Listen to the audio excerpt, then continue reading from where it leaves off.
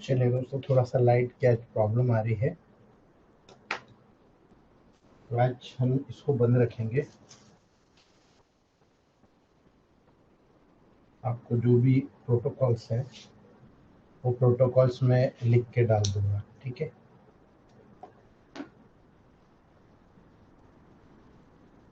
चलिए, आज हम बात करेंगे फ्रोजन शोल्डर की, और फ्रोजन शोल्डर के बाद बात करेंगे हम।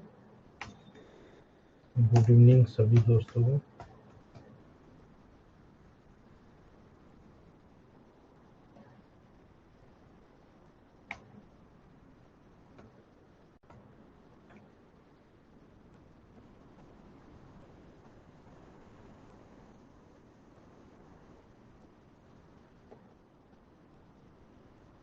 फ्रोजन शोल्डर की बात करते हैं।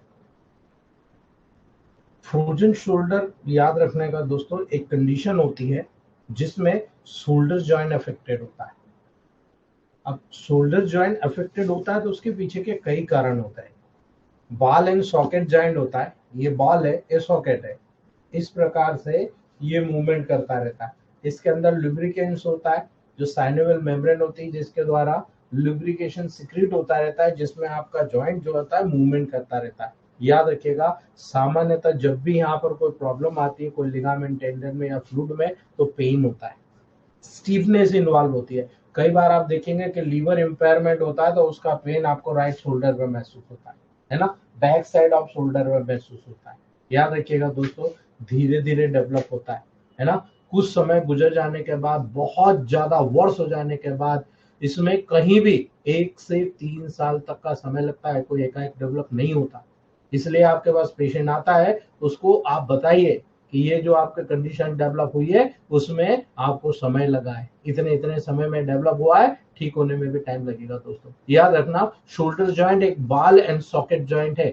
इसीलिए 3 प्रकार के बोन्स यहाँ पर जब मिलती है, उसके मिलने से जॉइंट प्रिपेयर होता है।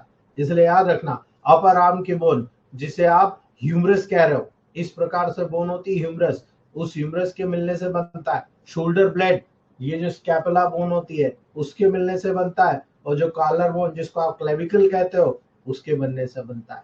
इसलिए याद रखना, यहाँ पर शोल्डर जॉइंट में इसमें कुछ टिश्यू पाए जाते हैं, है ना। दूसरी तरफ बैक साइड में यहाँ टिश्यू पाए जाते हैं दोस्तों, जो इस जॉइंट्स में तीनों बोन्स के जॉइंट को होल्ड करके रखते हैं, और यही कारण है इसीलिए हम इसे शोल्डर कैप्सूल कहते हैं। ये जो टिश्यू शोल्डर कैप्सूल के रूप में काम करता है। फ्रोजन शोल्डर के दौरान क्या होता है, जो कैप्सूल होता है वहां पर इन्फ्लामेशन होने के कारण वो बहुत ज्यादा थिक हो जाता है, मोटा हो जाता है, और यही कारण है दोस्तों, टाइट हो जाता है ना। और जब टाइटनेस होती है, आपको याद रखना है, जब टाइटनेस होगी दोस्तों, उसको होल्ड करने के कारण वो मूव नहीं कर पाता, और मूव नहीं कर पाएगा, स्टीफ हो जाएगा। यही कारण है स्कार टिश्यू के डेवलपमेंट होने के कारण हैंड, याद रखना, वहां बेंड हो जाता है, और उसी के कारण जॉइंट में लुब्रिकेशन प्रदान करने वाला जितने भी फ्लूइड होता है, जिसे आप साइनोवियल फ्लूइड कहते हो दोस्तों, वो साइनोवियल फ्लूइड यहाँ पर प्रॉब्लम क्रिएट करता है। वो साइनोवियल फ्लूइड यहाँ पर ज्यादातर प्रॉब्लम क्रिएट करता है दोस्तों, और यही प्रॉब्लम वहां पर बहुत ज्यादा सोफिस्टिकेटेड हो जाता है कि पेशेंट अपना और हाथ जो होता है ऊपर नहीं ले जाए, यहाँ से बस इसके ऊपर मुंह नहीं जाएगा। कायदे के मान से जॉइंट ने इस प्रकार से मूव करना चाहिए, लेकिन वो जॉइंट मूव नहीं करता, because thickness of capsule and stiffness. याद रखिएगा, वहां पर बहुत ज्यादा फ्लूइड जो होता है, जो लुब्रिकेंट्स होता है, वो कम हो जाता है। इसके कारण जो मोशन होता है वो यहाँ पर कम हो जाता है, और जो मोशन कम होगा तो रगड़ लगेगी, है ना, स्टिफ हो जाएगा, और इसी वजह से पेशेंट बोलता है मेरा हाथ ऊपर नहीं जा रहा। तो बहुत बड़ा कॉम्प्लिकेशन होता है जो आपको टेबल प्रैक्टिस में देखने को मिलता है। आप हमेशा टेबल प्रैक्टिस में इस चीज को देखिएगा कि वहां स्वेलिंग है तो कितनी। जब आप कॉज देखोगे, बिल्कुल क्लियर नहीं कारण क्या होता है, कुछ लोगों में ही क्यों होता है ना, कुछ ही ग्रुप में क्यों होता है ना। कुछ ग्रुप ऐसे होते हैं जिनमें इसकी रिस्क बहुत ज्यादा होती है दोस्तों। फ्रोजन शोल्डर प्राय मेन की तुलना में वुमन में, जो लेडीज है, बहुत कॉमन रूप से आपको देखने को मिलेगा। 40 से 60 साल के एज के जितने भी व्यक्ति होते हैं उनमें बहुत ज्यादा देखने को मिलता है ना। यही कारण है कुछ कंडीशंस में फ्रोजन शोल्डर होने की जो संभावना है ना, बहुत ज्यादा बढ़ जाती है ना। याद रखना, आप किसी भी मेडिकल कंडीशन से गुजर रहे कोई व्यक्ति को अगर आप देखेंगे, स्ट्रोक से रिकवरी की प्रोसेस में भी ये बहुत ज्यादा समय लगाता है दोस्तों। या किसी सर्जरी जैसे कि मैस्टेक्टोमी किया गया, ब्रेस्ट को निकाल दिया गया, है ना, उसमें भी आप देखो आपको रेस्ट पर रखा जाता है, तो वहां पर आप अपने आर्म को मूविंग नहीं करते, आर्म को मूविंग कराने की आप कोशिश करते हो। कुछ मेडिकल कंडीशंस ऐसी भी होती है जिसमें रिस्क बहुत ज्यादा होती है, जैसे डायबिटीज में फ्रोजन शोल्डर होने का कारण बहुत जल्दी आपको नजर आएगा डायबिटिक न्यूरोपैथी। चांसेस ज्यादा होते हैं, लगभग 10 से 20% व्यक्तियों में डायबिटीज के पेशेंट में फ्रोजन शोल्डर होता ही होता है। 10 to 20% पेशेंट में आपको मिलेगा ही मिलेगा फ्रोजन शोल्डर। और यही कारण है दोस्तों, ऐसे व्यक्ति में आप जब कभी भी मेडिकल प्रॉब्लम से जैसे देखोगे, जैसे हार्ट डिसीज हुआ, थायराइड का डिसीज हुआ, पार्किंसन डिसीज हुआ, कोरिया हुआ, एल्जीमर डिसीज हुआ, आपका डिमेंशिया हुआ, फ्रोजन शोल्डर की रिस्क ऐसे पेशेंट में बहुत ज्यादा होती है जिनमें नर्व का कोऑर्डिनेशन मसल्स के लेवल पर फेल हो जाता है। याद रखिएगा, सब्सटेंसेस भी, ग्लूटामेट, है ना, गाबा, सीरोटोनिन, डोपामिन, याद रखना, ये सब आपके ब्रेन से आपकी बॉडी के माध्यम से आपके बॉडी के ऑर्गन्स को कंट्रोल सिस्टम में पार्टिसिपेशन कर रहा है। अगर इन पार्टिसिपेशन में यहाँ पर किसी भी हार्मोन्स की कमी, तो उसके रिलेटेड जितने भी सिम्टम है आपको देखने को मिलता है। ठीक है, याद रखना। इसीलिए जब कोऑर्डिनेशन बिगड़ता है, हम कहते हैं ना कि आपके बॉडी में मसल्स और नर्व का कंडक्शन होता है, तो सेंसरी और मोटर दोनों कंडक्शन होता है, बॉडी से ब्रेन की तरफ और ब्रेन से आपके बॉडी की तरफ, दोनों सिस्टम यहाँ पर काम कर रहे हैं। इसीलिए जब फ्रोजन शोल्डर हर्ट करना प्रारंभ करता है, तब आप वहां पर देखिए कि बहुत वर्स कंडीशन डेवलप होती है ना, तब पेन के कारण आपके जॉइंट का जो मूवमेंट होता है वो लिमिट हो जाता है, बहुत कम हो जाता है दोस्तों। और यही कारण है स्टीफनेस उत्पन्न होने पर जॉइंट का जो मूवमेंट होता है लेस हो जाता है, बहुत कम हो जाता है। और यही कारण है सारे के सारे कॉम्प्लिकेशंस आपको उसी के अकॉर्डिंग देखने को मिल जाएंगे दोस्तों। ये जो कंडीशन होती है बहुत कॉमन होती है, जब आप टेबल प्रैक्टिस में देखेंगे लंबे समय तक अगर किसी पेशेंट को प्रॉब्लम हो रही है, तो याद रखना सबसे बड़ा प्रॉब्लम ये कंडीशन होती है कि अगर वो मूवमेंट नहीं कर पा रहा होता है, एक ही जगह बैठ के या लेट के अपना काम करता है, तो याद रखना शोल्डर को मूव नहीं कर पाएगा दोस्तों। और जब शोल्डर मूव नहीं कर पाएगा, आपको बहुत बड़ी प्रॉब्लम्स देखने को मिलेगी, है ना। याद रखना, जैसे वो पहले मूव करता था वैसा नहीं कर पा रहा, लेकिन ध्यान नहीं दे रहा। ठीक है, यदि किसी भी हाई लेवल पर कोई आइटम रखा गया है, उसको निकालना हो दोस्तों, तो वहां पर पहुंचना डिफिकल्ट हो जाता है, पॉसिबल ही नहीं कि वो हाथ लंबा खड़ा करके उसको निकाल ले। बहुत सीवियर कंडीशन अगर वो निकाल भी लेगा तो वो गिरा देगा, है ना। याद रखना, अपने प्रतिदिन के डे टू डे के जो टास्क होते हैं वो भी नहीं कर पाता है, इसमें इसी वजह से शोल्डर मूवमेंट की जो जरूरत होती है वो नहीं कर पाता, इवन ड्रेसिंग जैसी कंडीशन वो नहीं कर पाता। अगर कहीं चोट लगी है, ड्रेसिंग कराना नहीं कर पाएगा दोस्तों। इसलिए आपको याद रखना है, फ्रोजन शोल्डर कोई बड़ी चीज नहीं है एक इलेक्ट्रोपैथ डॉक्टर के लिए, बिल्कुल नहीं। 101% पेशेंट क्योर होता है दोस्तों, है ना। याद रखना, क्यों मैं ऐसा कह रहा हूं, फ्रोजन शोल्डर बहुत इंपॉर्टेंट चीज होती है, बहुत इजी वे में ठीक होने वाली चीज होती है। बस आपको याद रखना है कि फ्रोजन शोल्डर के केस को जब आप ट्रीट करेंगे, वहां पर आपको प्रोटोकॉल्स के ऊपर जाना है ना। मसल्स, लिगामेंट और टेंडन, तीन चीज आपके दिमाग में होना चाहिए। ठीक है, मिनरलाइजेशन कैपेसिटी, लिक्विडिफिकेशन का जो प्रोसेस होता है, वो आपको यहाँ पर बहुत इंपॉर्टेंटली इसमें इन्वॉल्व होते हुए देखने को मिलेगा दोस्तों। इसीलिए जब आप यहाँ पर कोऑर्डिनेशन देखेंगे, तो कोऑर्डिनेशन बहुत इंपॉर्टेंट होता है कि कैसे यहाँ पर यूज किया जाए, है ना। सबसे पहला जो यहाँ पर सिलेक्शन होता है S5C4F1RE, याद रखना सबसे बेस्ट प्रोटोकॉल होता है S5C4F1RE। अगर आप इस प्रोटोकॉल को यूज करते हैं तो बहुत अच्छा रिजल्ट आपको देखने को मिलेगा।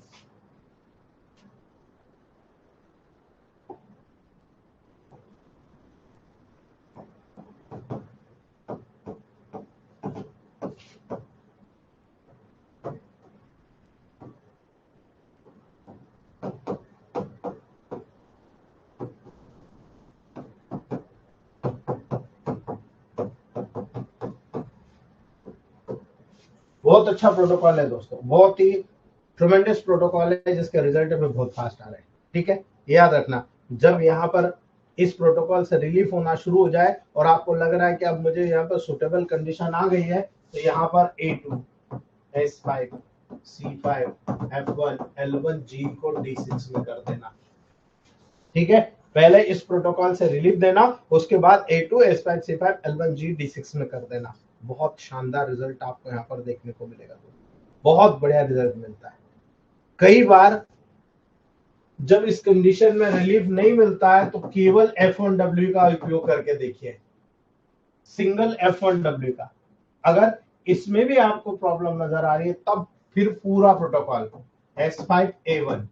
S5A1 जब भी दोगे मसल्स की तरफ जाएगा दोस्तों, मसल्स में ब्लड सर्कुलेशन को बढ़ा देगा। जब यहाँ पर C4L1 F1 ऐड करोगे तो बोन की तरफ पूरी लिम्फेटिक मिनरलाइजेशन कैपेसिटी को बढ़ा देगा। और जब बहुत ज्यादा स्पाज्म आ रहा है, पेशेंट नहीं हाथ उठा पा रहा है, तो वहां पर V1W8 करके D6 में दे देना। ठीक है, बहुत तेजी के साथ में आपको रिलीफ नजर आ जाएगा दोस्तों। बहुत शानदार रिलीफ मैंने अपनी टेबल प्रैक्टिस में देखा है दोस्तों। ठीक है, बहुत शानदार रिलीफ होता है। कई बार क्या होता है, थोड़ा सा प्रोटोकॉल चेंज भी करना पड़ता है कंडीशन के अकॉर्डिंग। कई बार केवल F2RE, कुछ लोग बोलते हैं कि F2RE को हमने D4 या फर्स्ट में लगाया एक्सटर्नल तो ही हमें रिलीफ मिल गया, है ना। केवल F2RE का लोकल एप्लीकेशन से रिलीफ मिल गया, लेकिन मेरा मानना थोड़ा सा अलग है दोस्तों। ठीक है, मैं आपको प्रोटोकॉल बताता हूं। मेरा मानना है A2 C4 F2RE, A2 C4 F2RE बहुत ब्रिलियंट होता है लोकल पेंट करना।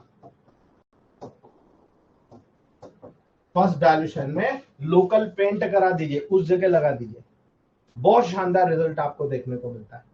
लेकिन कई ऐसी कंडीशन होती है जहां पर इससे भी ज्यादा बेहतर रिजल्ट यहां पर मिलेगा।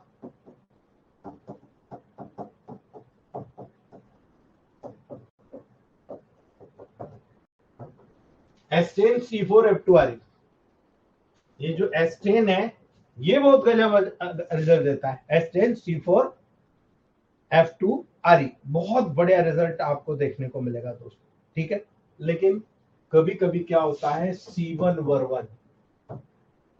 1000 डेली देने से बहुत जल्दी रिलीफ होता है। C1 1000 को डेली देने से बहुत जल्दी रिलीफ होता है। लेकिन मेरा ये कहना है, आप अगर यहां पर डायल्यूशंस को लोअर लेवल पर लेकर चल रहे हो, ठीक है, आप एक काम कीजिए, MMP ग्लोबल्स का उपयोग कीजिए। आप वहां पर 1 लीटर पानी में या 1 गिलास पानी में C1 के ग्लोबल्स डाल दीजिए और 1-1 चम्मच हर घंटे में पीने को दीजिए। देखिए रिजल्ट। जो भी पेशेंट आपके पास आएगा फ्रोजन शोल्डर का, वो यही कहेगा आपने जो ग्लोबल्स दिया उससे ज्यादा फायदा हुआ। ठीक है, या तो C1 1000 दो या D3 से अगर आपके पास MMP ग्लोबल्स बना हो, आप उस MMP ग्लोबल्स का उपयोग करके दीजिए, बहुत अच्छे रिजल्ट आपको देखने को मिलेंगे दोस्तों। उम्मीद करूंगा ये चीजें आपको देखने की है, आप इसके रिजल्ट भी अच्छे से ले पाएंगे। चलिए नेक्स्ट हम लोग बात करते हैं दोस्तों। कुछ बहुत अच्छी चीजें मैं आपको बताने जा रहा हूं जो आपके लिए बहुत इंपॉर्टेंट चैनल बनाएगी, क्योंकि आज थोड़ा सा मेरे यहाँ शॉर्ट सर्किट हुआ है, तो जो हेलोजन है वो 2 हेलोजन जल गए हैं, तो वो मैं कल कराऊंगा, तो कल दिन में करा लूंगा मैं, तो कल से हमारी थोड़ा सा लाइट की व्यवस्था अच्छी हो जाएगी। तो दोस्तों याद रखिए, ग्रोथ फैक्टर, आपकी बॉडी में ऐसा क्या होता है जो ग्रोथ कराता है, और ये ग्रोथ क्या किसी एक जगह पे होगी या पूरी बॉडी के लेवल पर होगी, है ना। याद रखिएगा दोस्तों, ग्रोथ फैक्टर का मतलब होता, कहा जाता है ना यार इसको प्रोटीन पाउडर दो, स्पर्मेटोजेनेसिस नहीं हो रहा, नहीं यार आप प्रोटीन पाउडर दो। क्यों कहा जाता है प्रोटीन पाउडर के लिए? ग्रोथ फैक्टर वो प्रोटीन होते हैं जो सेल सिग्नल मॉलिक्यूल के जैसे एक्ट करते हैं, यानी सेल को सिग्नल पहुंचाते हैं। तो सेल सिग्नल पहुंचेगा, प्रोटीन सिंथेसिस होगा, हेल्दी स्टेट में आएगा, जैसे कि साइटोकाइंस, जैसे कि हार्मोन्स। याद रखना, साइटोकाइंस जब कभी भी इन्फ्लामेशन होगा ग्रोथ फैक्टर के रूप में वहां पर काम करेगा, यानी आपके बॉडी के डिफेंस मैकेनिज्म के माध्यम से एक्ट करके फटाफट हीलिंग कराने का काम करेगा। हार्मोन्स भी तो ग्रोथ करा रहा है आपका, इसीलिए साइटोकाइंस और हार्मोन्स को कभी मत भूलिएगा, ये प्रोटेक्टिव होता है। ये फैक्टर टारगेट सेल्स के स्पेसिफिक सरफेस के जो रिसेप्टर होता है उसके साथ बाइंड होता है। अर्थात जो भी टारगेट सेल होगी उस टारगेट सेल के जो रिसेप्टर होते हैं उसके ऊपर एक हेयर निकला होता है, रिसेप्टर। वो हर हार्मोन के लिए, हर प्रोटीन के लिए स्पेसिफिक होता है, यानी हर रिसेप्टर का अपना एक प्रोटीन और एक हार्मोन होता है, उसी के अनुसार वो उससे बाइंड हो जाता है। दोस्तों याद रखना, इन सेल्स का मैच्योरेशन या डिफरेंशिएशन और प्रोलिफरेशन को ये स्टिमुलेट करता है। यही चीज आप भी करते हो। S1, C1, A1, L1, WE, RE, ये जो प्रोटोकॉल दे रहे हो या synthesis second plus WE, RE दे रहे हो, ये क्या कर रहे हो आप समझना। मैं मल्टीविटामिन 1 का फंक्शन आपको बता रहा हूं। यदि आप वहां पर सिंथेसिस सेकंड प्लस WE और RE का उपयोग कर रहे हो, आप क्या कर रहे हो, सॉरी ये मल्टीविटामिन 2 है, इस मल्टीविटामिन 2 का फंक्शन आप क्या कर रहे हो, है ना, आप सेल रिसेप्टर के ऊपर स्टिमुलेट करा रहे हो, वो भी न्यूट्रल वे में। और WRE को पॉजिटिव में डालकर आप कह रहे हो नहीं, आपको यहाँ पर स्टिमुलेशन करना है, तो आप क्या कर रहे हो, सबसे पहले वहां मैच्योरेशन करा रहे हो। अब कोई भी चीज मैच्योर होगी तभी तो डिफरेंशिएट कर पाओगे, है ना, उसको प्रोलिफरेट करके स्टिमुलेट तभी तो कर पाओगे। इसलिए याद रखना, प्राय ग्रोथ फैक्टर के टर्म साइटोकाइन, जो साइटोकाइंस है उसकी टर्म के साथ में इंटरचेंजेबली यूज की जाती है। यही साइटोकाइंस के साथ में उसको इंटरचेंजेबली आप यूज करते हो दोस्तों। किंतु ग्रोथ फैक्टर साइटोकाइन से अलग होता है। याद रखना, जो ग्रोथ फैक्टर होता है साइटोकाइन से अलग होता है दोस्तों। यही कारण है साइटोकाइंस क्या करता है, याद रखना, ग्रोथ फैक्टर जितने भी ग्रोइंग टिश्यूज होता है उनके सेल पर एक्ट करता है। आपकी बॉडी में जितने भी टिश्यूज है उनकी सेल पर एक्ट करना है तो ग्रोथ फैक्टर से काम कराना है।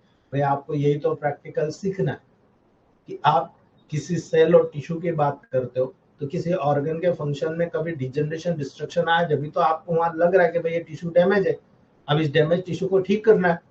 आप कहते हो भाई एक्यूट है, क्रोनिक है ना। तो ग्रोथ फैक्टर ग्रोइंग टिश्यू की सेल्स पर एक्ट करता है, लेकिन जो साइटोकाइंस होता है वो कहां एक्ट करेगा, हीमोटोपोइटिक सेल्स और इम्यून सिस्टम के सेल के साथ कंसर्न होता है।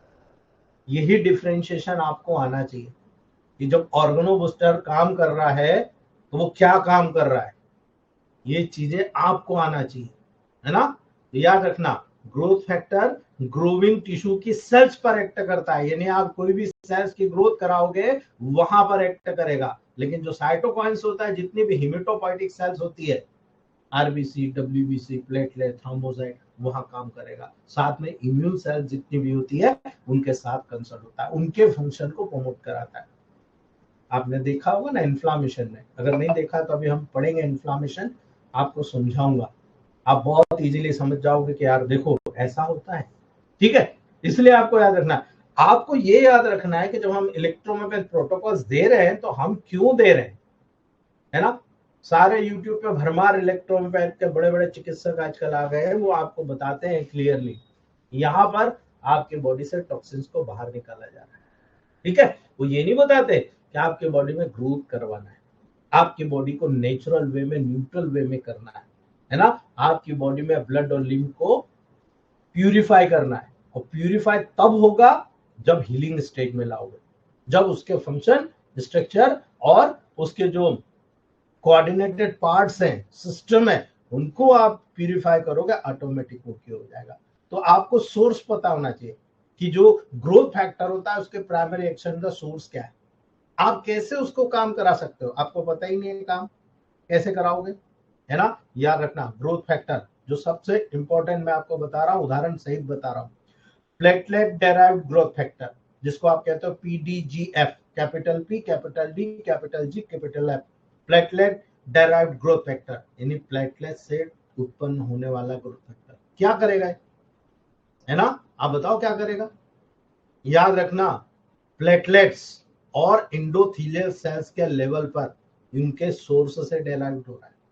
ठीक है, प्लेटलेट से उत्पन्न हो रहा है, इंडोथीलियल सेल से उत्पन्न हो रहा है, क्या करेगा ये, जब कभी आपके बॉडी में डैमेज हुआ उस दौरान काम करेगा, क्या कर रहा है, repair of damage blood vessels. Platelet क्या करेगा, जब कोई ब्लड वेसल्स में डैमेज हो रहा है, ब्लीडिंग हो रही, प्लेटलेट क्या होता है, उस फाइब्रिन वाली जो प्रोसेस है वहां पर, थ्रोम्बिन और फाइब्रिन वाली जो प्रोसेस होती है वहां पर जाकर अरेंज हो जाता है ना, ब्लड वेसल्स डैमेज होती है उसको रिपेयर करता है।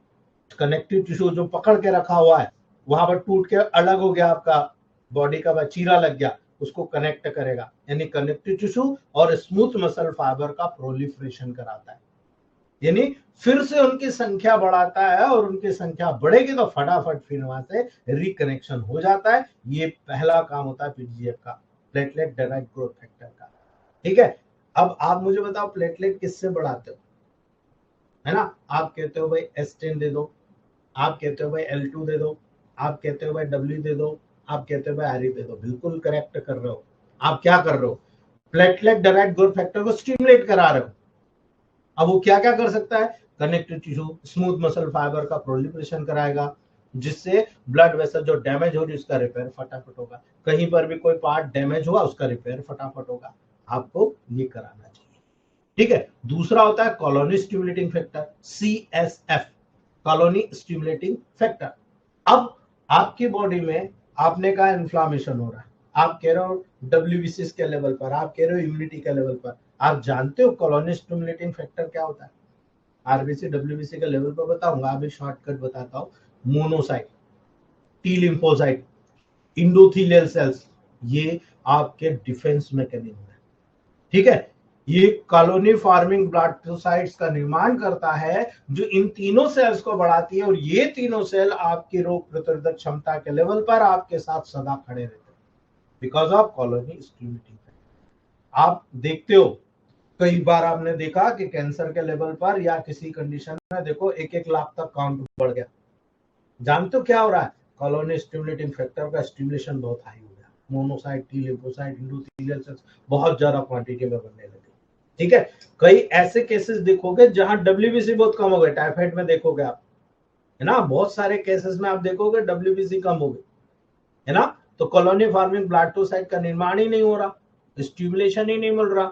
याद रखना, आपको हमेशा याद रखना है, जनरल टॉनिक और पावर बूस्टर एक ऐसे तो आपके बूस्टर हैं जिसमें आरी मिला दीजिए पॉजिटिव में तो बढ़ जाएंगे, ये घटा होगा तो बढ़ जाएगा। अगर ये आपके WBC में से कोई चीज बढ़ा हुआ है तो आप लिम्फो बूस्टर को नेगेटिव कीजिए और उसमें वाई डाल दीजिए, आप देखो घट जाए, है ना? यही लिम्फो बूस्टर में आप पॉजिटिव डालोगे बढ़ जाएगा, है ना? इस चीज को विशेष तौर से याद रखना दोस्तों। ठीक है, तीसरा, अब चूंकि ये हम टिश्यू की बात कर रहे हैं, ब्लड वेसल्स की बात कर रहे हैं, WBC की बात कर रहे हैं, लेकिन अगर हम ये कहें नर्व ग्रोथ फैक्टर, तो नर्व ग्रोथ फैक्टर का क्या लेना देना, है ना? जिस प्रकार से टिश्यू का लेना देना वैसे नर्व का भी लेना देना। नर्व ग्रोथ फैक्टर यानी NGF, आपको याद रखना ब्रेन के लेवल पर, न्यूरॉन्स, एस्ट्रोसाइट्स, मसल्स, ये बहुत इंपॉर्टेंट है। न्यूरॉन का ग्रोथ और डेवलपमेंट बहुत नेसेसरी होता है। आपको मैं बार बार कहता हूं, आपके बॉडी का कोई भी एक पार्ट है, कोई ऑर्गन है, 2 साल में नया बन जाता है ना? आपको मैं बार बार कहता हूं, अभी एपोप्टोसिस पढ़ाऊंगा आपको मैं आगे, आपको बताता हूं कि आपकी बॉडी में जो पुरानी सेल होती है उसकी आयु खत्म हो जाती है, वो निकल जाती है, उसकी जगह नई सेल ले लेती है, रिप्लेसमेंट होता है ना? ये रिप्लेसमेंट एक ऑर्गन के लेवल पर 2 साल, यानी कोई भी ऑर्गन उठा लो, वो जब से बना, जब से हर 2 साल में नया बन जाता है। तो कोई भी रोग अगर उस ऑर्गन का होगा, चाहे कैंसर का क्यों ना हो, याद रखना मेरे वर्ड, चाहे कैंसर का क्यों ना हो, 2 साल अगर उसने आपके इलेक्ट्रोपैथ ट्रीटमेंट ले लिया, आप उसको रिप्लेस कर सकते हो। बस आप में गट्स होना चाहिए, 2 साल के लिए पेशेंट को कैसे बांधोगे, बहुत मुश्किल होता है, पॉसिबल नहीं।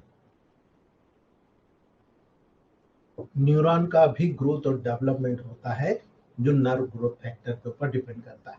आपको पता है ना, B12, B6, B3, है ना, फोलेट, ये जितनी भी चीजें होती है ये क्या काम करती है ना? इसलिए याद रखना, नर्व ग्रोथ फैक्टर यानी आप न्यूरोलॉजिकल लेवल पर काम कर लो तो आपको याद रखना है वर्वर, F1, WE, S5, C5, S3, C3, ये याद रखना है। ये क्या करती है? आपके जो न्यूरॉन का ग्रोथ होता है, जो डेवलपमेंट होता है, उसमें पार्टिसिपेट करती है पॉजिटिव। ठीक है, अब चौथा जो बहुत अच्छी चीज है, आपको पता है इरिथ्रोपोइटिन, है ना? किडनी में बनता है, सोर्स का है किडनी में। ये क्या करेगा? आरबीसी का फॉर्मेशन करेगा, रिलीज करेगा और ब्लड सर्कुलेशन में डालेगा, और ब्लड सर्कुलेशन में आप तो क्या करेगा? बोन मेरो को स्टिमुलेट करेगा। बोन मेरो स्टिमुलेट हुआ तो क्या हुआ? आरबीसी WBC प्लेटलेट आपका बनना शुरू हो गया। इरिथ्रोपोइटिन से आरबीसी बनेगा, थ्रोम्बोपोइटिन भी किडनी में बनता है, ये भी प्लेटलेट का प्रोडक्शन कराता है। अब आप में से मुझे ये बताओ कितने लोगों ने S6 का प्रयोग किया? S6 का प्रयोग कितने लोगों ने किया? ना इरिथ्रोपोइटिन में करते हो, ना आप थ्रोम्बोपोइटिन एंड प्लेटलेट की कमी में करते हो, कभी किया आपने? कभी नहीं किया। S6A3200 एक ऐसी मेडिसिन है जो ऐसे केसेस में तुरंत 5-7 दिन के लिए दे दीजिए आप। S6 और A3200 ऐसी मेडिसिन है जो इरिथ्रोपोइटिन और थ्रोम्बोपोइटिन के इम्बैलेंस में आप दे दीजिए। आप दे के देखिए, आपको समझ में आएगा कि मैं क्यों कहना चाह रहा हूं। बहुत ही इक्विवेलेंट ये मेडिसिन जब आपने दिया, आप देखिए बहुत तेजी से आरबीसी और प्लेटलेट का प्रोडक्शन बढ़ जाएगा और उसके बाद उसको बंद कर दीजिए, क्योंकि वहां पर आप न्यूट्रिशन दे रहे हैं। ठीक है, ये बहुत इंपॉर्टेंट होता है। ऐसे ही आपका डायबिटीज का लेवल बताऊं मैं आपको, है ना। छठा जो होता है इंसुलिन लाइक ग्रोथ फैक्टर या सोमेटोमेडिन, है ना, याद रखना सोमेटोमेडिन सी के नाम से जाना जाता है, या आईजीई फैक्टर के, IGF sorry insulin growth factor IGF के नाम से जाना जाता है। आई याद रखना कहां बनता है? यदि आपको डायबिटीज हो रही है तो उसमें कहीं ना कहीं लीवर का अफेक्शन हुआ है, लीवर पे अफेक्शन होने के कारण इंसुलिन ग्रोथ फैक्टर बनना बंद हो गया, बॉडी की ग्रोथ पर्टिकुलरली बोन की ग्रोथ भी नहीं होगी। तो आप सोच लीजिए, इंसुलिन लाइक ग्रोथ फैक्टर जब लीवर अच्छा आपका काम करेगा, क्योंकि इसका सोर्स होता है लीवर, अगर लीवर आपका अच्छा काम कर रहा है, बॉडी की ग्रोथ पर्टिकुलरली बोन की, पर्टिकुलरली पेनक्रियास के आइसोलेट ऑफ लैंगरहैंस की जो सेल्स होती है उनकी ग्रोथ प्रमोट कराओगे, तभी आपका सारा फंक्शन होगा। अर्थात डायबिटीज में लीवर का सबसे बड़ा महत्व है ना। क्यों महत्व होता है? जब डायबिटीज बताऊंगा आपको, बताऊंगा कि कैसे मेटाबॉलिक डिसऑर्डर में सबसे पहले लीवर अफेक्टेड होता है ना। तो बॉडी की ग्रोथ, पर्टिकुलरली बोन की ग्रोथ, पर्टिकुलरली पेनक्रियास की ग्रोथ की जो सेल्स होती है वो इंसुलिन लाइक ग्रोथ फैक्टर होता है जो लीवर से निकलता है। उसको करेक्ट कर लीजिए, बॉडी की बोन की ग्रोथ, पेनक्रियास की ग्रोथ बहुत अच्छी होगी, है ना। इसी प्रकार ये हमने पढ़ा इंसुलिन ग्रोथ फैक्टर 1, दूसरा भी होता है 7 number insulin like growth factor number 2, है ना। ये भी लीवर में बनता है। जानते हो ये क्या काम करता है? फीटस की ग्रोथ को प्रमोट कराता है। यदि किसी कारणवश मां के शरीर में लीवर का डेवलपमेंट बच्चे का प्रॉपर नहीं हुआ, उससे insulin like growth factor number 2 का रिलीज नहीं हुआ, फीटस की ग्रोथ रिड्यूस हो जाएगी। कहते हैं ना, फीटस की ग्रोथ में किडनी का डेवलपमेंट नहीं हो रहा, फलाने का डेवलपमेंट नहीं हो रहा, याद रखना आप लीवर ड्रॉप चला देना, देखना कितना शानदार डेवलपमेंट। ठीक है, बहुत ही ट्रमेंडस डेवलपमेंट वहां पर आपको नजर आएगा, लेकिन ये आपको सीखना पड़ेगा कि कहां से क्या लिंक कर रहा है। मैं इसीलिए कहता हूं लिंक ढूंढो। मेरे जितने भी सीनियर भाई बहन है सारे लोग लिंक ढूंढ रहे हैं, आप देखो मास्टर बन गए अपने लेवल पर। इपिडर्मल ग्रोथ फैक्टर जिसको आप आईजीएफ कहते हो, इपिडर्मल ग्रोथ फैक्टर जिसको आप ईजीएफ कहते हो, सब मैक्सिलरी ग्लैंड और ब्रूनर्स ग्लैंड से सिक्रीट होता है। जो सब मैक्सिलरी ग्लैंड से सिक्रीट होता है उसका मेन काम होता है एपिथेलियल सेल, मेसेंकाइमल सेल्स, और जो ग्लायल सेल्स होती है, जो ग्लायल सेल्स 1 होती है, उनका प्रोलिफरेशन कराना। ब्रेन के लेवल पर जो ग्लायोमा डेवलप होता है इसके एक्सेसिव सिक्रेशन की वजह से होता है ना। याद रख लेना इस बात को। जो ब्रूनल ग्लैंड होती है प्रोलिफरेशन कराता है आपके हेयर फॉलिकल्स की, है ना। इस हेयर फॉलिकल की ग्रोथ को इनहिबिट करके रखता है, उसको रोक के रखता है कि जरूरत से ज्यादा नहीं, जितना है लेवल में ग्रोथ करते जाओ, मैं देख रहा हूं। ठीक है, ये काम होता है यहां पर, आपको याद रखना है एपिडर्मल ग्रोथ फैक्टर ईजीएफ का। इसीलिए आपको ये याद रखना है कि यहां पर आपको कौन से प्रोटोकॉल्स देना है, आपको क्लियर होते जा रहे हैं, है ना। नवा होता है बेसिक फाइब्रोब्लास्ट ग्रोथ फैक्टर। आप याद रखना है जो फाइब्रोब्लास्ट ग्रोथ फैक्टर होते हैं ना, बहुत इंपॉर्टेंट होती है। आपको चोट नहीं लगती क्या? गिर गए, चोट लग गई, साहब घाव हो गया, सूख गया, है ना। ये ब्लड वेसल्स से निकलने वाला होता है बेसिक फाइब्रोब्लास्ट ग्रोथ फैक्टर, आपके ब्लड वेसल से निकलता है। ब्लड वेसल डैमेज में निकल गए, क्या करेगी? न्यू ब्लड वेसल का फॉर्मेशन कराना। नहीं है जरूरी, याद रखना यहां पर बहुत बड़ा रोल है A2C5B का। A2C5B का बहुत बड़ा रोल है न्यू ब्लड वेसल्स का फॉर्म। आप वेरिकोज वेन में देख लो, आप देख के देख लेना A2C5B कितना बढ़िया काम करता है। पाइल्स में आप देख के देख लेना, क्योंकि वेन्स का ही इनलार्जमेंट होता है। A2C5B लगाते हो तो मस्से सूखने लग जाते हैं और अंदर चले जाते हैं, है ना। ये बहुत इंपॉर्टेंट रोल आपको बताएगा। मायोस्टेटिन की बात कर लो, है ना। मायोस्टेटिन 10वें नंबर का ग्रोथ फैक्टर होता है जो बहुत इंपॉर्टेंट होता है। ये स्केलेटल मसल फाइबर से निकलता है। आपकी बॉडी के जो स्केलेटल मसल फाइबर है ना, यहाँ से मायोस्टेटिन निकलता है। ये क्या करता है? ये आपके मसल्स के स्केलेटल मसल ग्रोथ को इनहिबिट करके रखता है, जरूरत से ज्यादा नहीं। एक बार बचपन से पैदा होने के बाद यंग ब्रिगेड होने तक, फीमेल में 18 साल, मेल में 21 साल होने तक आपकी जितनी भी स्केलेटल मसल्स की ग्रोथ होती है वो हो चुकी होती है। उसके बाद नहीं, उसको इनहिबिट करके रखता है। ये मेन गुण है। अगर ये इनहिबिट नहीं करेगा, मसल्स बहुत ज्यादा डेवलप हो जाएगी। फिर क्या करोगे, है ना। आप बार बार प्रोटीन पाउडर लेते रहोगे ना, वे प्रोटीन लेते रहोगे, देखो आपकी मसल बदरंग हो जाएगी। अगर एक्सरसाइज नहीं करोगे तो आपको बहुत सारे प्रॉब्लम्स आपको वहां पर देखने को मिल जाएंगे, है ना। ये बहुत इंपॉर्टेंट चीज है, इसको समझिएगा दोस्तों, ठीक है। 11वां नंबर होता है ट्रांसफॉर्मिंग ग्रोथ फैक्टर, TGF। ये भी 2 प्रकार का होता है, ये बहुत इंपॉर्टेंट है। आप आजकल देख रहे हो ना, सारे लोगों को लाइपोमा हो रहा, अननोन कॉज ट्यूमर डेवलप कर रहा है ना। याद रखना दोस्तों, जब आपकी बॉडी में डिफरेंट डिफरेंट टाइप के सेल्स होती है और वो सेल्स जब ग्रोथ करती है तो उसको बोलते हैं ट्रांसफॉर्मिंग सेल्स। ये सेल स्क्वेमस सेल बनेगी, ये सेल एपिथेलियल सेल बनेगी, ये क्यूबाइडल एपिथेलियम बनेगी, ये सिलिएटेड एपिथेलियम बनेगी, ये ट्रांजिशनल एपिथेलियम बनेगी, ठीक है। आगे हम पढ़ेंगे, अलग अलग सेल्स बन रही है ना। ये ट्रांसफॉर्मिंग सेल्स है दोस्तों, और ये ट्रांसफॉर्मिंग ग्रोथ फैक्टर के स्टिमुलेशन के कारण हो रहा है ना। इसीलिए ट्यूमर बनेगा। अगर एबनॉर्मल सिक्रेशन होगा, ज्यादा होगा, ट्यूमर बनेगा, कैंसरस टिश्यू डेवलप होगा। याद रखना, ट्यूमर बनेगा, कैंसर टिश्यू बनेगा, तो आपको क्या करना है, इस ट्रांसफॉर्मिंग ग्रोथ फैक्टर को रिड्यूस करना है। याद रख लेना इस बात को। इसीलिए यहाँ वाई का रोल बहुत इंपॉर्टेंट हो जाता है। याद रख लेना इस बात को, यहाँ वाई का रोल बहुत इंपॉर्टेंट हो जाता है। इसलिए आज कैंसर केयर पिल्स में वाई का इस्तेमाल किया जाता है, पेन केयर, ठीक है। 12वां नंबर होता है TGF alpha, tumour growth factor alpha, है ना। याद रखना दोस्तों, बहुत इंपॉर्टेंट चीज है। आपको ये पता होना चाहिए कि ये कहां पाया जाता है, ब्रेन में, ठीक है। आपकी जितनी भी कीरेटिनोसाइट सेल्स होती है, किरेटिन वाली कड़क, वहां पाया जाता है। मैक्रोफेजेस, अब मैक्रोफेजेस कहां नहीं पाई जाती, पूरी बॉडी में डिफेंस मैकेनिज्म की सेल्स है ना। तो ये क्या करता है, एपिथेलियल सेल्स की ग्रोथ कराता है, वाउंड हीलिंग कराता है। याद रख लेना, जब भी ऑर्गेनो बूस्टर का उपयोग करोगे, आपके माइंड में आना चाहिए कि मैंने ट्यूमर ग्रोथ फैक्टर अल्फा को स्टिमुलेट कर दिया है, चाहे ब्रेन में हो, चाहे केराटिनोसाइट्स में हो, चाहे मैक्रोफेजेस के लेवल पर हो, मैंने एपिथेलियल सेल्स की ग्रोथ कराई, मैंने वाउंड हीलिंग कराया, बहुत इजीली वहां पर वाउंड हीलिंग। बहुत इंपॉर्टेंट चीज है। दूसरी बात, अगर फंक्शनल प्रॉब्लम हो तो TGF बीटा, जिसको आप हिपेटिक सेल्स कहते हो, है ना। हेपेटिक सेल्स हुआ, टी लिम्फोसाइट हुआ, बी लिम्फोसाइट हुआ, मैक्रोफेजेस हुआ, मास्ट सेल्स हुआ, ये डिफेंस लाइन के फर्स्ट लाइन जो होती है, ये सारी के सारी TGF बी हेपेटिक लेवल पर बनती है दोस्तों, है ना। इस हेपेटिक सेल का जो प्रोलिफरेशन होता है, इनका इनिबिशन होता है, ये लीवर ग्रोथ को कंट्रोल करने के कारण होता है। इसीलिए याद रखना, एनाबॉलिक कैटाबॉलिक प्रोसेस को बैलेंस करके रखता है, और जब बैलेंस होता है इम्यूनो सप्रेशन करता है ना।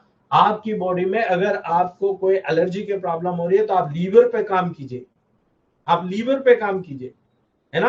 आप S5A3 वाई को 200 डायल्यूशन में देके देखिए आप, या 1000 डायल्यूशन में देखे, आप देखिए इस पूरे फंक्शन को आप समझ जाओगे, है ना। हेपेटिक सेल का प्रोलिफरेशन, इनिबिशन, लीवर ग्रोथ का जो कंट्रोल होना और इम्यूनो सप्रेशन होना, सारी प्रोसेस यहाँ पर करती है।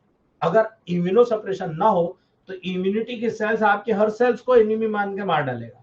क्या करोगे आप भाई? आज आपने दाल बाटी खाई तो रोज थोड़ी खा रहे हो, आज आपने वाइन पिया तो क्या रोज थोड़ी पी रहे हो, है ना। आज आपने पान बीड़ी गुटखा तंबाकू ऐसी चीज खाई, रबड़ी, डायबिटीज है, रबड़ी खूब खा रहे हो, आपके अगेंस्ट नहीं काम करेगा, करेगा, लेकिन आपका इम्यूनो सप्रेशन उसको रोकता है ना। इसीलिए ये सारी चीजें आपको ग्रोथ फैक्टर की पता होना चाहिए। हमारे प्रोटोकॉल्स किस प्रकार से काम करते हैं ये आपको पता होना चाहिए, ठीक है। बहुत इंपॉर्टेंट चीज है। नेक्स्ट हम बात करते हैं सेल डेथ की। याद रखना दोस्तों, बहुत इंपॉर्टेंट चीज होती है सेल डेथ। जब किसी व्यक्ति की मौत होती है ना, तो आपको याद है दो तरह से बताया जाता है, एक ब्रेन डेथ हो गई और एक सेल डेथ हो गई, ठीक है। याद रखना, एक ब्रेन डेथ हो गई, एक सेल डेथ हो गई, ठीक है। ब्रेन डेथ हुई तो आपकी बॉडी कंट्रोल सिस्टम वहां पर फेल हो गया, है ना। यहाँ पर सारा कंट्रोल सिस्टम फेल हो गया, इसीलिए आपको ये प्रॉब्लम नजर आ रही दोस्तों। ठीक है, याद रखना। जब आपकी बॉडी में 3 अलग अलग प्रोसेसेस के द्वारा सेल डेथ उत्पन्न होती है, तो आपको पता होना चाहिए कि मैं अगर किसी पेशेंट की सेल डेथ हो रही है तो उसको कैसे मैं समझूं और मैं क्या कर सकता हूं, मैं कुछ कर सकता हूं या नहीं कर सकता हूं। दोनों चीज में अपने आप को तोल के देखना पड़ेगा। कई केसेस ऐसे हैं जो मॉडर्न साइंस आपको बोल देता है कि साहब ये बचेगा नहीं, और आपके पास आता है और आप बचा के ले आते हो। जानते हो आप क्या कर रहे होते हो? आप इसी सेल डेथ के प्रोसेस के साथ खिलवाड़ कर रहे होते हो। कभी कभी अच्छा हो जाता है और कभी कभी बिगड़ जाता है। चाहे कैंसर हो, चाहे कोई डिजेनरेशन का केसेस हो, आपको याद रखना है ऑटोफेजी, एपोप्टोसिस एंड नेक्रोसिस। याद रखना, ऑटोफेजी, एपोप्टोसिस एंड नेक्रोसिस, ये जो 3 फैक्टर होता है बहुत इंपॉर्टेंट है। तो ये तीनों फैक्टर आपके लिए बहुत इंपॉर्टेंट होते हैं दोस्तों, समझना। क्यों? अब एक प्रोसेस ले लो, ऑटोफेजी। अगर आपके बॉडी में कोई सेल, टिश्यू, ऑर्गन सिस्टम है जो किसी कारणवश डैमेज हो गया, और डैमेज हो गया तो उसमें बहुत नुकसान हुआ। अब वो नुकसान हुआ, अगर वो वहां केमिकल रिलीज करेगा तो बहुत सारे अच्छे सेल टिश्यू को भी डैमेज करेगा। तो आपकी बॉडी एक ऐसा सिस्टम परफॉर्म करती है जिसके माध्यम से वो जो डैमेज हुआ उस पोर्शन को वहीं का वहीं स्वयं की जो फेगोसाइटिक सेल्स है उसको खिला देती कि भाई आप ये खा जाओ। ठीक है, ऑटोफेजी बॉडी में होने वाली नॉर्मल फिजियोलॉजिकल प्रोसेस होती है। याद रखना, ये नॉर्मल प्रोसेस है, डेली आपके बॉडी में हो रही है ना, जिसके द्वारा जो सेल है डिस्ट्रॉयड होती रहती है। ये ग्रीक वर्ड है जिसका मतलब होता है ऑटो मतलब सेल, फेजी मतलब ईटिंग करना, है ना। और इस प्रोसेस को हम ऑटोफेगोसाइटोसिस बोलते हैं। स्वयं की सेल स्वयं के सेल को मार के खा जाए, उसे ऑटोफेगोसाइटोसिस कहते हैं।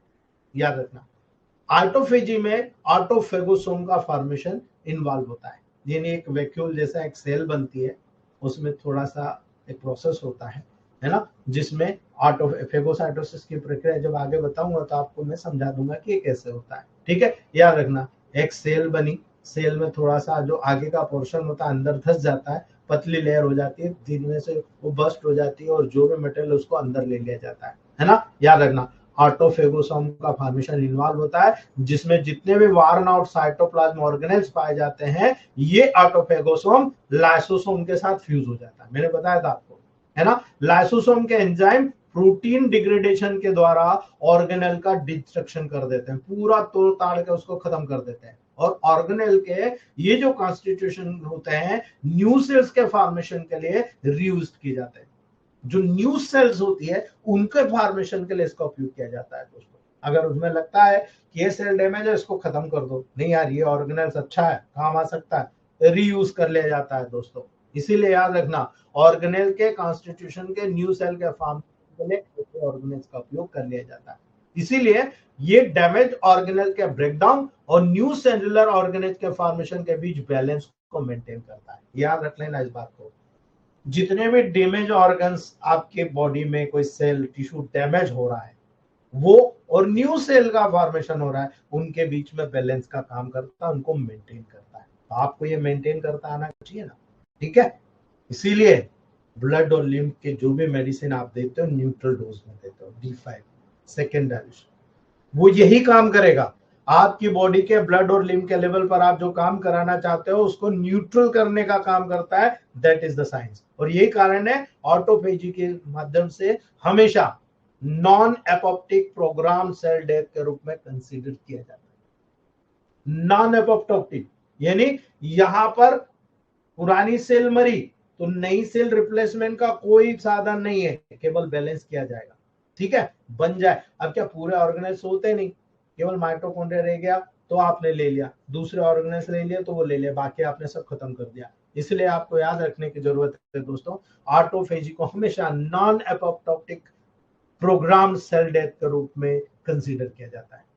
यानी यहाँ पर कोई निश्चित नहीं होता, अभी मुझे चाकू मारा तो अभी लगा ना मुझे, अभी यहाँ पर डैमेज हुआ है, तो ये कोई प्रोग्राम है क्या पहले से निश्चित है? नहीं। कोई डैमेज हो, कोई मोटरसाइकिल से गिर गया, कहीं भी कोई प्रॉब्लम हो गई, तो वहां पर आपको याद रखना है दोस्तों, ये non apoptotic program cell death के रूप में कंसीडर कर रहे हो। और ये बहुत इंपॉर्टेंट चीज होती है, आपको टेबल प्रैक्टिस में समझना पड़ेगा। ठीक है, चलिए ये हमने ऑटोफेजी की बात करी। दूसरा होता है एपोप्टोसिस।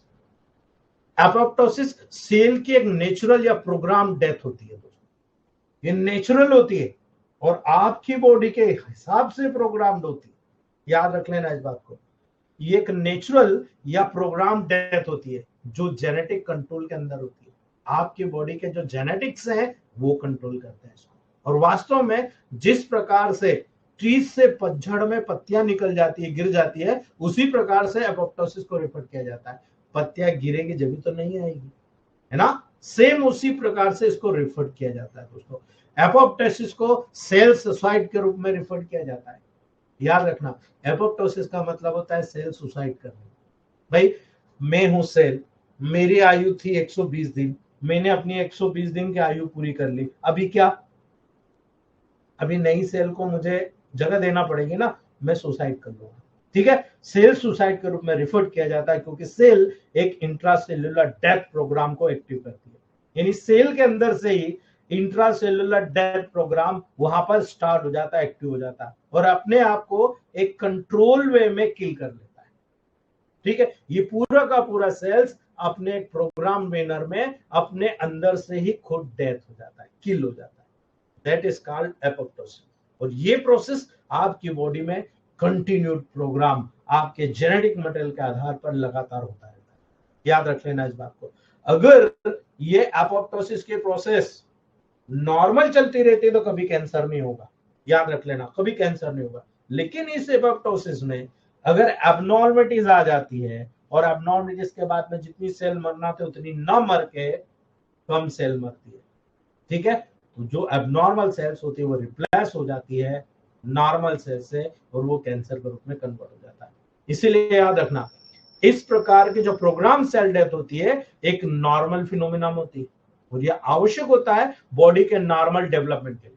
यानी इसीलिए आपको कहा, यदि आपकी बॉडी में नॉर्मल डेवलपमेंट होता रहता है देन आपको टेंशन लेने की जरूरत नहीं, आप एपोप्टोसिस प्रोसेस के माध्यम से सुरक्षित है। लेकिन नेक्रोसिस के विपरीत, नेक्रोसिस में क्या होता है, सेल की डेथ हो जाती है, टिश्यू की डेथ हो जाती है। एपोप्टोसिस सामान्यतः नेबरिंग टिश्यू में कोई भी इंफ्लामेटरी रिएक्शन प्रोड्यूस नहीं करता। जब भी एपोप्टोसिस होगा ये सेल और टिश्यू की इतनी सेल मर रही है, मर जाएगी, पास के सेल और टिश्यू को कोई भी इंफ्लामेटरी प्रोसेस में इन्वॉल्वमेंट नहीं होता। याद रखना, किसी भी प्रकार का इन्वॉल्वमेंट आपको देखने को नहीं मिलेगा। लेकिन याद रखना, अगर नेक्रोसिस हुआ तो जो नेक्रोसिस में क्या होता है, पास में ये टिश्यू पूरा डैमेज हुआ, इसके केमिकल रिलीज हुए, वो केमिकल पास की जो टिश्यूज होते हैं वहां पर जाकर इंफ्लामेटरी प्रोसेस क्रिएट करते हैं, दैट इज कॉल्ड नेक्रोसिस, है ना। याद रखना, ये सर्जरी का पॉइंट ऑफ व्यू है, बताऊंगा आपको मैं आगे। ठीक है, तो ये एक छोटी सी टिप्स है, आपके काम आएगी। ठीक है, एपोप्टोसिस के सिग्निफिकेंस का फंक्शन क्या है, क्यों महत्वपूर्ण है ये फंक्शन, आपको याद रखने की जरूरत है। और यही कारण है आपको एपोप्टोसिस के बाद कैंसर की जब बात बताऊंगा तब आपको समझ में आएगा। एपोप्टोसिस का एक पर्पस होता है अनवांटेड सेल को रिमूव करना, कि भाई ये अनवांटेड सेल है, इसको रिमूव करो, इससे नेबरिंग सेल को बिना किसी स्ट्रेस या डैमेज के वहां से हटाना है। याद रखना, ये सेल है एक दूसरे से जुड़ी होती है सेल जंक्शन के माध्यम से। ठीक है, मैंने बताया था आपको, इस सेल जंक्शन के माध्यम से जुड़ी हुई है ना। तो यहाँ पर ये सेल डैमेज हो गई, इसे बिना किसी डिस्टर्बेंसेस के मार के हटा दो, ये बहुत जरूरी होता है। नई सेल आएगी, फिर से आपका जंक्शन बन जाएगा। ठीक है, ये पर्पस होता है एपोप्टोसिस का। ये सेलुलर होम्योस्टेसिस में वाइटल रोल प्ले करता है। आपके सेल के अंदर जो साइटोक्रोम सिस्टम है जिसके माध्यम से आपकी पूरी बॉडी हेल्दी स्टेट में मेंटेन रहती है, उस वाइटल रोल में एक बहुत ब्रिलियंट रोल प्ले करता है दोस्तों, बिकॉज ह्यूमन बॉडी में लगभग 10 मिलियन सेल्स प्रोड्यूस होती रहती है प्रतिदिन।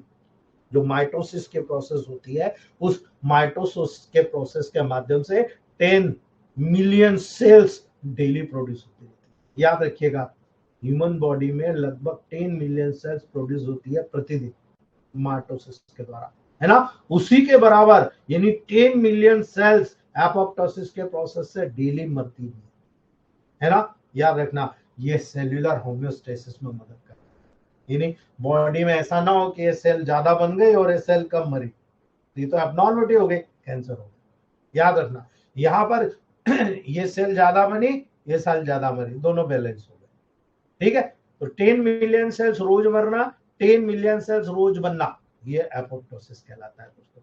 याद रखिएगा, आपकी बॉडी में ऐसा तो है नहीं कि आप बहुत हेल्दी स्टेट में, आप स्वस्थ नहीं है तो आपने अंदर देखा क्या? नहीं ना। वायरस या टॉक्सिन के द्वारा डैमेज सेल्स के रिपेयर होने के, जो डैमेज सेल्स का रिमूवल बहुत यूजफुल होता है, उनका रिपेयर करना नॉट अ गुड साइंस, उनका डेथ होना बहुत जरूरी होता है।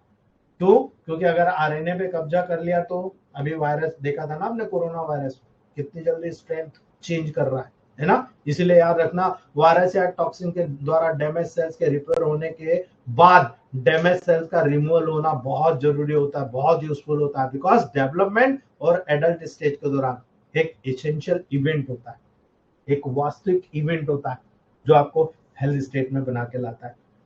मुझे भी डेंगू हुआ, मेरे साथ वाले को भी डेंगू हुआ, ठीक है, मैं जल्दी ठीक हो गया 3-4 दिन में, वो ठीक नहीं हुआ, वो 15 दिन में अभी भी हॉस्पिटल में। How it is possible?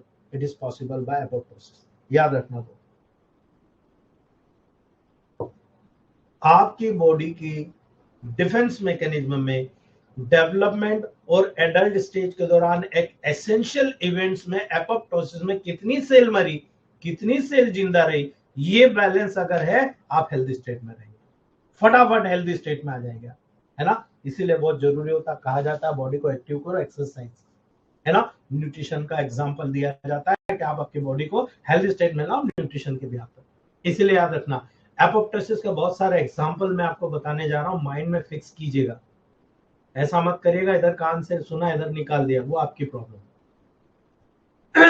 आप जब किसी बच्चे को देखते हो, है ना, सेंट्रल नर्वस सिस्टम का उदाहरण बता रहा हूं, सेंट्रल नर्वस सिस्टम के डेवलपमेंट के दौरान बड़ी मात्रा में न्यूरॉन्स प्रोड्यूस होते हैं।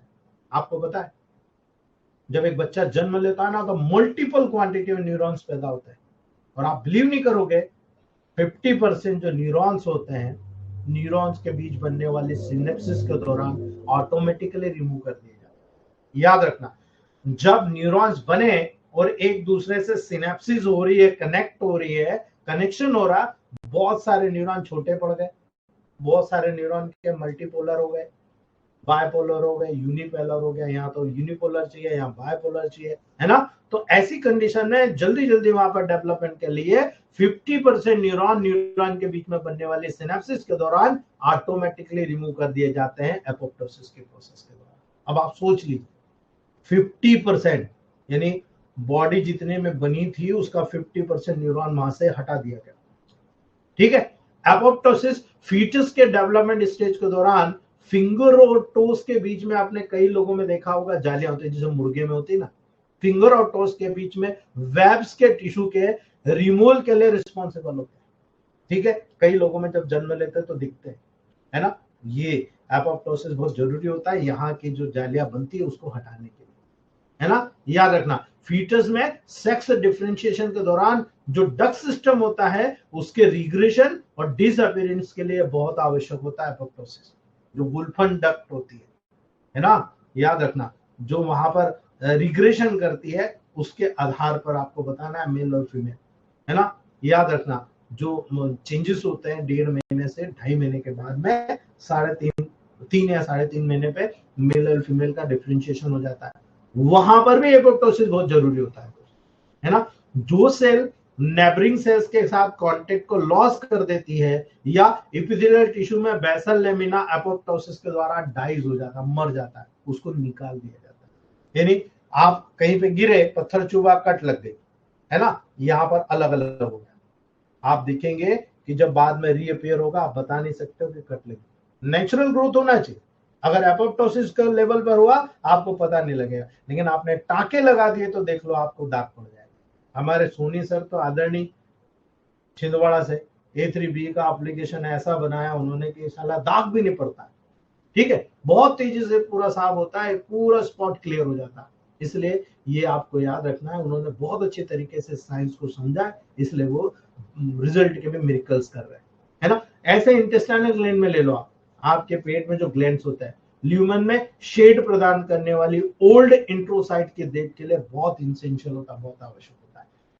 इस प्रकार से ल्यूमन्स होते हैं आपकी बॉडी में, इंटेस्टाइन में, वो ल्यूमन्स हमेशा चेंज होते हैं और उनका चेंज होना बहुत नेसेसरी होता है, क्योंकि लगातार गुड और बैड बैक्टीरिया आते रहते हैं, पैरासाइट, वायरस, कई गंदी चीजें आती रहती है, इसलिए सेल्स का पावर कम होता है, सेल्स जल्दी मरती है और वहां पर रिप्लेसमेंट बहुत जरूरी होता है ना। जो इंडोमेट्रियम की इनर लेयर, जो गर्भाशय की लेयर होती है, इंडोमेट्रियम की इनर लेयर की जो साइक्लिक स्लगिंग होती है, ये एक बहुत इंपॉर्टेंट रोल प्ले करता है, जिसके परिणाम स्वरूप मेंस्ट्रुएशन होता है। आप देखते हो पहले 5 दिन में मेंसेस आया, 5 दिन से लगाकर आपके 14th डे तक यहाँ पर FSH, LH याद रखना, लास्ट में LH, FSH growth hormone, thyroid hormone यहाँ निकलते रहेंगे, उसकी ग्रोथ कराएंगे, है ना। इस प्रकार से थिकनेस बढ़ाएंगे। 14 दिन के बाद LH निकलेगा, वहां पर ओवरी में जो ग्रेफिन फॉलिकल्स होता है ओवम के लेवल पर, उसको मैच्योर करके ओवुलेशन के प्रोसेस कराएगा, उसको फाड़ेगा, ओवम को बाहर निकालेगा। उसके बाद में यहाँ से जो ग्रेफिन फॉलिकल्स बना, उस फॉलिकल से प्रोजेस्टेरॉन निकलेगा। ये प्रोजेस्टेरॉन वहां पर क्या करेगा, स्पेशली पूरे गर्भाशय को तैयार कर देगा, पूरा ब्रेस्ट का डेवलपमेंट, माइंड बिल्कुल हेल्दी, वेजाइना में कलर चेंज, यूट्रस में कलर चेंज, सर्विक्स में कलर चेंज, आपके यूट्रस की वॉल को मोटा बना देगा ताकि बच्चा जब आए फर्टिलाइजेशन के बाद उसको पकड़ के रखे। ये सारी प्रोसेस एपोप्टोसिस के द्वारा होती है। जब वहां पर प्रेगनेंसी नहीं होती है, तब यही ग्रेमिनिन फॉलिकल्स रप्चर होता है, फिर से एस्ट्रोजन निकलता है, फिर से ब्रीडिंग होती है। ये सारी की सारी प्रोसेस एपोप्टोसिस के द्वारा होती है दोस्तों, और इसी के परिणाम स्वरूप लगातार मेंस्ट्रुएशन होता रहता है। अगर ये प्रोसेस नहीं हुई तो इसका रीजन पिट्यूटरी ग्लैंड, ठीक है, पिट्यूटरी ग्लैंड है, आप पिट्यूटरी ग्लैंड को करेक्ट करो, ठीक हो जाएगा। तो एपोप्टोसिस होता है ऑटो एग्रेसिव होता है, स्वयं एग्रेसिव होके करता है दोस्तों, यानी उसको तो टास्क दिया गया है, टी सेल्स को रिमूव करता है दोस्तों, और ऑटोइम्यून डिसीज को प्रिवेंट करने का काम होता है। माइंड कीजिएगा मेरे को, एपोप्टोसिस अगर आपका नॉर्मल चलता रहा, ऑटो एग्रेसिव जो स्वयं को खाने वाली, मारने वाली टी सेल्स होती है, उसको रिमूव करता है, आपको हेल्दी स्टेट में बना कर रखता है, और जो ऑटो इम्यून डिसीजेस होती है उसको प्रिवेंट करता है। इसीलिए मैंने कहा सिंथेसिस सेकंड प्लस WRE लेते रहो, दैट इज द रीजन। इस रीजन में मैंने आपको कहा था कि आपकी बॉडी में एपोप्टोसिस को बैलेंस करते रहो, जैसे बैलेंस होता रहेगा आपकी पूरी बॉडी के फंक्शन प्रमोट होते रहेंगे, पूरे स्ट्रक्चर आपका जो डैमेज हुआ एपोप्टोसिस के प्रोसेस से रिमूव होकर बिल्कुल बैलेंस होता रहेगा, आप हेल्दी स्टेट में बने रहेंगे, दैट इज द साइंस, ठीक है। अब सबसे बड़ी चीज होती है आप कैसे एक्टिवेट करोगे, एपोप्टोसिस का एक्टिवेशन कैसे होता है ना। एपोप्टोसिस या तो पॉजिटिव सिग्नल, याद रखना वर्ड को, पॉजिटिव सिग्नल या सर्वाइवल, जो सर्वाइवल फैक्टर होता है उसके विड्रॉवल के द्वारा, जो सर्वाइवल फैक्टर होता है उसके विड्रॉवल के द्वारा दोस्तों, या नेगेटिव सिग्नल्स के अराइवल के द्वारा एक्टिवेट होता है। माइंड कीजिएगा इस बात को, पॉजिटिव सिग्नल्स के विड्रॉवल, यानी पॉजिटिव दिया नहीं होगा, नेगेटिव सिग्नल्स अगर आ रहे हैं उसके अराइवल के द्वारा एक्टिवेट होता है। तब आप मुझे बता दो, आप पॉजिटिव में दोगे, न्यूट्रल में दोगे, नेगेटिव में दोगे, है ना। यदि एपोप्टोसिस का एग्रीवेट करना है, आपको एक्टिवेट करना है, तो जितने भी ऑर्गेनो बूस्टर है सबको D7, D8, D9, D10 में दो, याद रखना मेरे वर्ड को, है ना। नेगेटिव सिग्नल अराइवल कराना है तो आपको सेल्स के अंदर पेनिट्रेटिंग पावर बढ़ाना पड़ेगा, तभी नेगेटिव सिग्नल अंदर जाएगा, और नेगेटिव सिग्नल अंदर गया, अब देखो कितने बढ़िया तरीके से वहां पर एच्यूड होता है, पूरा एपोप्टोसिस एक्टिवेट हो जाएगा, है ना। आप दोनों को समझो, मैं आपको दोनों को समझाने की कोशिश करता हूँ। यदि पॉजिटिव सिग्नल का आपने विड्रॉल कर दिया तो क्या होगा भाई, कोई सिग्नल आप मेडिसिन भेज रहे हो, न्यूट्रिशन के रूप में भेज रहे हो, आप 1:9 रेशियो यूज कर रहे हो, आपने कहा D4 दे दो। पॉजिटिव सिग्नल वो सिग्नल होते हैं जो ज्यादातर सेल के लॉन्ग टाइम सर्वाइवल के लिए नेसेसरी होते हैं, याद रखना। आप किसी सेल को लंबे समय जीवित रखना चाहते हो, वहां जरूर नेसेसरी होता है, इसलिए न्यूट्रिशन प्रोवाइड करो, है ना। ये पॉजिटिव सिग्नल अन्य सेल्स के द्वारा कंटिन्यू प्रोड्यूस हो रहा है, या कुछ केमिकल जो स्टिमुलेंट्स होते हैं वो भी पॉजिटिव सिग्नल्स वहां प्रोड्यूस करते हैं, जिनके माध्यम से आपकी बॉडी हेल्थी स्टेट में लगातार आपके लिए काम कर रही है ना। बेस्ट स्टिमुलेंट के एग्जांपल अगर आप दोगे, नर्व ग्रोथ फैक्टर, है ना, न्यूरॉन्स के लिए जो नर्व ग्रोथ फैक्टर होता है ना वो, है ना। इंटरल्यूकिन 2 लिम्फोसाइट डिसीज सेल्स को एक्टिवेट रखना, जो क्रॉनिक डिसीज के लेवल पर बहुत ब्रिलियंट वर्क करती है दोस्तों, ठीक है। तो पॉजिटिव सिग्नल क्या कर रहा है आपको समझा दिया मैंने, है ना। न्यूट्रिशन मैं इसलिए कहता हूं, जहां पर आपको फंक्शनल न्यूट्रिशन देने की जरूरत है, उस सिग्नल्स को मोटिवेशन करने की जरूरत है, आप वहां पर दीजिए। लेकिन जब एपोप्टोसिस के लेवल पर आएगी तो आपको याद रखना, पॉजिटिव सिग्नल का अब्सेंस होना या विड्रॉल होना एपोप्टोसिस को एक्टिवेट करता है। इसलिए कैंसर जैसी, ट्यूमर जैसी कंडीशन में आपको नेगेटिव प्रोटोकॉल देना। मुझे काफी लोगों ने विरोध भी किया कि सर आप बड़ा, मैं उनको कहता हूं आप प्रैक्टिकल करो। अगर किसी ग्रोथ को बढ़ाना पॉजिटिव दे दो, अगर ग्रोथ घटाना नेगेटिव दे दो, है ना। इस चीज को समझिएगा, पॉजिटिव सिग्नल का एब्सेंस या विड्रॉल करना एपोप्टोसिस को एक्टिवेट कर देगा और एपोप्टोसिस बैलेंस कर देगा, माइंड इट। लेकिन अगर नेगेटिव सिग्नल को यहाँ पर अराइवल करा रहे हो, आप पहुंचा रहे हो, तो क्या होगा, एक्सटर्नल या इंटरनल स्टिमुलाई नेगेटिव सिग्नल से तो प्राप्त होंगे, बाहरी या इंटरनल आपको जो स्टिमुलाई है नेगेटिव सिग्नल से तो प्रारंभ होंगे, और ये एपोप्टोसिस का इनिशिएशन होता है, प्रारंभ होता है दोस्तों।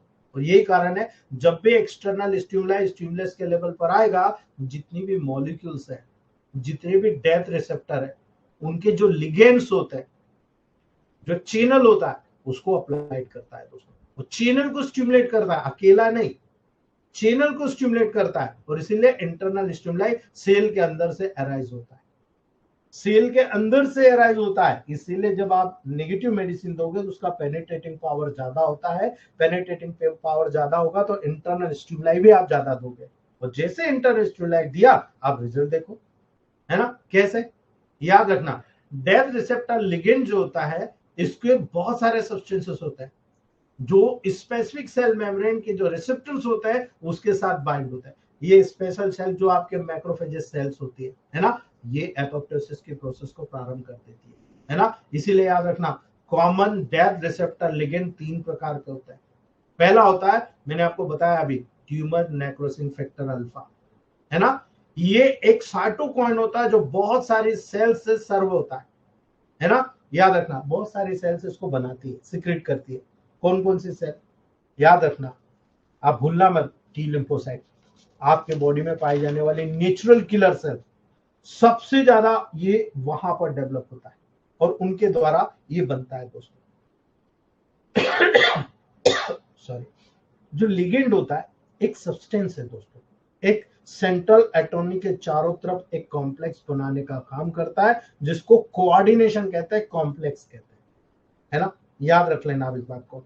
जो दूसरा होता है FASL, फास्ट लिगेंड के नाम से, fast ligand, first apoptosis signal ligand, एक ट्रांस मेम्ब्रेनस प्रोटीन होता है दोस्तों, जो कि tumour necrosing factor super family को बिलोंग करता है। और यही कारण है APO1L भी इसको कहते हैं। ये एक्टिवेटेड जो टी लिम्फोसाइट होती है, नॉर्मल किलर सेल्स होती है, उस पर पाया जाता है, और वो उनके माध्यम से दोनों को कंट्रोल करके वहां पर जो एपोप्टोसिस के प्रोसेस है उसको परफॉर्म कराती है दोस्तों। और लास्ट, ट्रायल लिगामेंट, यानी TNF रिलेटेड एपोप्टोसिस। याद रखिएगा दोस्तों, ये जो ट्रेल या ट्रायल लिगांड होता है, tumour necrosing factor, tumour necrosing factor ligand family को बिलोंग करता है। नॉर्मल टिश्यू सेल की बहुत सारी सेल्स लगातार इसको सीक्रेट करती रहती है, इसीलिए इसको FOIL के नाम से जाना जाता है ना। डेथ रिसेप्टर जितने भी होते हैं ना सेल मेम्ब्रेन रिसेप्टर के लेवल पर, ये इसी लिगेंड को रिसीव करता है ना। और जब ये लिगेंड को रिसीव करेगा तो वेल कैरेक्टराइज रिसेप्टर होता है दोस्तों। इसीलिए याद रखना, TNF रिसेप्टर 1 फास्ट रिसेप्टर और TNF रिलेटेड एपोप्टोसिस जो होता है ना, इसको DR4 और DR5 के नाम से जाना जाता है मॉडर्न साइंस में। ठीक है, तो आज हम यही रखते हैं, कल इसको और अच्छे तरीके से हम समझेंगे, और कल एपोप्टोसिस की पूरी प्रोसेस को समझने के बाद में हम कैंसर का स्टार्ट करेंगे। कैंसर पूरा डिटेल 4 से 5 दिन का है, वो पूरा डिटेल में आपको बताऊंगा, और उसके बाद हम फिर आगे बढ़ेंगे, ताकि आप लोगों में से कई लोग ऐसे हैं जो कैंसर का ट्रीटमेंट करना चाहते हैं। बिल्कुल यू कैन डू इट, आप करना शुरू कीजिएगा। इसलिए सबसे पहला टॉपिक हम लोग कैंसर का लेंगे। कैंसर के लेवल पर मैं बताऊंगा, क्योंकि अभी कैंसर नहीं बताऊंगा, कैंसर होता क्या है पूरा उसकी फिलॉसफी बताऊंगा। उसके बाद में हमारा जैसे जैसे सिस्टम आएगा और उस सिस्टम के जो भी कैंसर सेल्स आएंगे, जो भी कैंसर जिस ऑर्गन का आएगा, हम उसके ऊपर बात करते शुरू कर देंगे। कोई क्वेश्चन है तो आप पूछ लीजिए।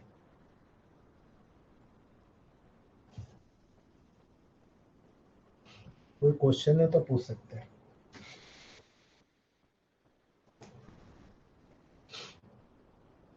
जी Arvind sir.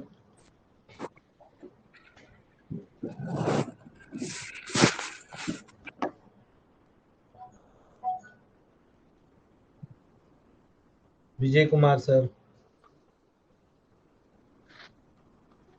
Doctor Vijay Kumar. Good evening sir. Good evening. Sir एक पेशेंट है सर, इसको हम दवाई चला रहे हैं सर, मेल इम्पोर्टेंसी वाला सर, और इसका हाइपोप्लास्टिक यूट्रस है सर।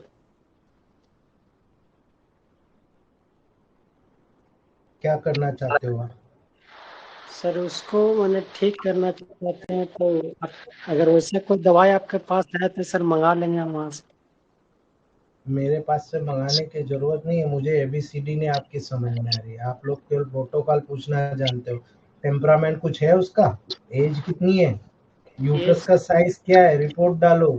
पूरा जी उसका टेम्परामेंटल बताओ, फंक्शन बताओ, उसका पूरा बिहेवियर बताओगे तब तो प्रोटोकॉल बताऊंगा। प्रोटोकॉल बस प्रोटोकॉल प्रोटोकॉल खेलना है तो मेरे पास मत पूछो क्वेश्चन। आप एबीसीडी बताओ पेशेंट की तो मैं पूरा बता पाऊंगा आपको। ठीक ठीक है। ठीक मैं एक पूरा पैराग्राफ डालूंगा कि ऐसे प्रोटोकॉल पूछना, तो मैं रिजल्ट ले पाओगे, नहीं तो आप क्या करोगे? कुछ नहीं कर पाओगे। पहले ठीक समझो उस चीज को कि भाई टेम्परामेंट क्या है, लिम्फेटिक है कि सेंग्वाइन है ना?